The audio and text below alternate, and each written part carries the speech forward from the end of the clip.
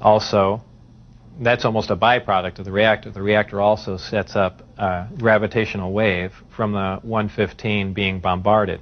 This gravitational wave was present at the top of the reactor and is essentially guided in the same way microwaves are guided through tuned tubes. And this goes to their amplifying cavities and through the projectors that are in the bottom of the craft. With the gravity generators running, is there thermal radiation danger to the crew?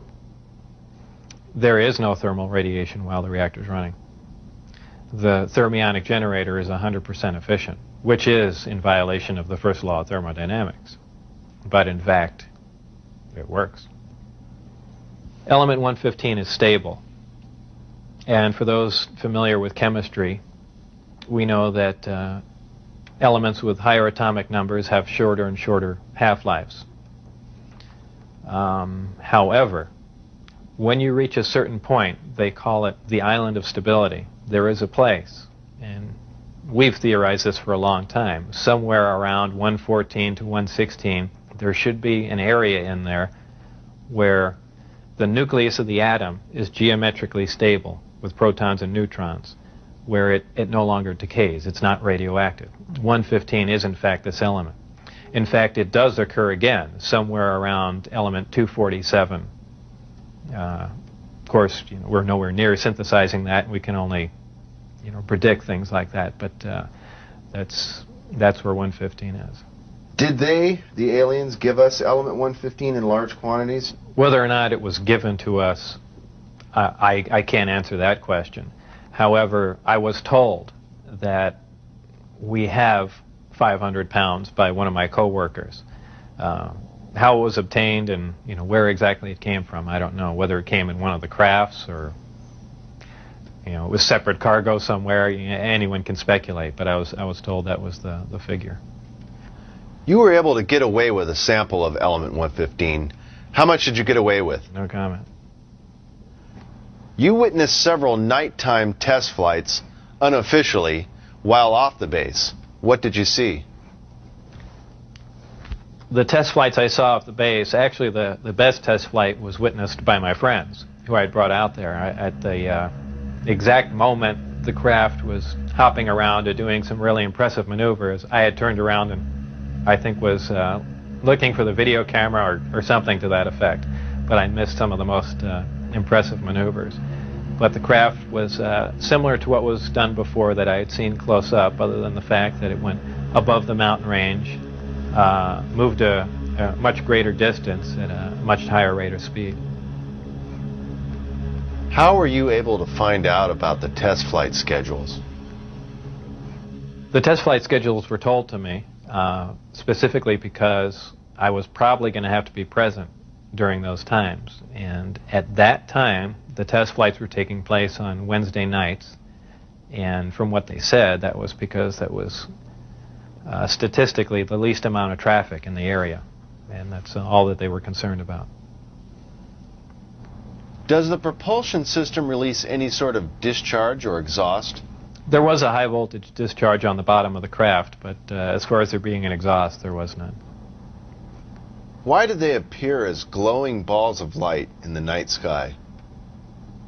Well, that's kind of the same reason why a neon light or a fluorescent light lights up.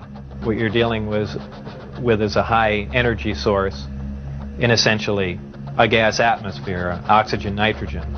And when you apply enough energy to a gas molecule, they emit photons, they emit light. And I don't think it's anything, it's really a byproduct of how the craft operates. When it's emitting that much energy, the gas surrounding the craft emits light, the same reason why lightning is visible. You have a huge electrical discharge, and the gas emits light in the form of lightning bolt. If you were going to see one of these crafts at night operating, it would appear really as a glowing ball or just a bright light in the sky from a distance. Even close up, you'd see a glowing halo around it. This is typically what you'd see in your normal UFO sighting, if you've heard them a lot. However, keep in mind that lights in the sky are caused by much more common things than flying saucers. Tell us a little more about the aurora you witnessed taking off out of Area 51. When I was leaving the Area 51 facility heading down to S4, there was a tremendous roar, and I have described it as the sound like the sky was tearing. And I couldn't see out the windows of the bus. All I could see out was the very front. And as we came by, I asked Dennis, who was my supervisor and on the bus at that time, he said what that was. He said it was an Aurora, a high-altitude research plane. And it was a large craft, and the one glimpse I got of it was from the rear, and it had two huge square exhausts with vanes in them. And it was just, it sounded more like a rocket than a jet. I don't know. I even think he did mention that it was liquid methane powered, but there again, you know, working on the disk technology, I really could care less what was rolling around at Area 51, but it did catch my eye. As a result of going public, have there been any attempts made on your life? One day when I was getting on Interstate 15, driving down Charleston Boulevard, a car came up alongside of me, and I thought he was just trying to race me to get on the freeway. This was after I had left the project. It was a white, boxy-looking car. Exactly what make and model, I don't know. But I accelerated to get on the freeway to go fast, and there was a gunshot, and the back of the car was hit, and I skidded off into the median. And I stopped, and I was frightened, and I just stood there because I thought the guy was going to be alongside of me and just shoot me. I had nothing to do. I was essentially paralyzed with fear, and I waited there, and then nothing else happened. And do I know it was a government agent trying to kill me? No. Could it have been a drive-by shooting? Maybe. You know, so yeah, it was an attempt on my life, but by who specifically, I don't know. Though I was threatened before I had left, that they threatened my wife's life and my life, so I can only put two and two together and say that they were kind of pissed at me. In an earlier interview, you had mentioned that they had put a gun to your head. Tell us about that. That was after we were caught out when I had the test flight schedule, and I brought some friends out to show them the disc test. We got caught out there, and the following day I was debriefed down at Indian Springs Air Force Base. And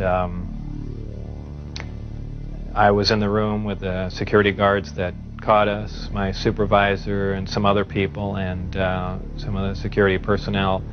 Yeah, they were essentially grilling me about security and, you know, how could I possibly bring people out there, and I guess I wasn't as responsive as they would like, and they got in my face, and one of them pulled a sidearm out and, you know, just